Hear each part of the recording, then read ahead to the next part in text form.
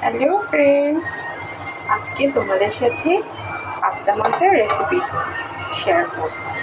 দেখো মাছগুলো কত সাইজে বড়, সে বিশাল। সবগুলোর পেটে একদম ডিম পুরো। তেল দিয়ে দিয়েছি, তেলটা হবে,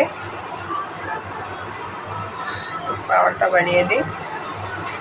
স্টিলের খুন্তি নিয়েছি, কারণ আমি ফ্রাই প্যানে সবসময় কাঠের খুন্তি ব্যবহার করি, কিন্তু নিয়েছি কেন, মাছগুলো হচ্ছে তুলতে, আর ফ্রাই প্যানটা পুরনো হয়ে গিয়েছে, আটকে যায়। এই কারণে কাঠের স্টিলের খুন্তিটা দিয়ে সুন্দর করে তোলা যায়। তাই দেখো মাছগুলো তুলতে দেওয়ার পরে কীভাবে খাচ্ছে। এটা নিয়েছি নিজের প্রোটেকশনের জন্য।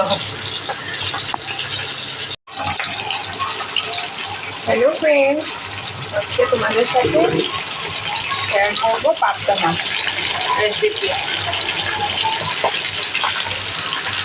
দেখো মাছগুলোকে ভাজছি, এত ফুটছে যে প্রোটেক্টর ব্যবহার করতে হয়েছে আজকে। আমার জন্য প্রে করো তোমরা।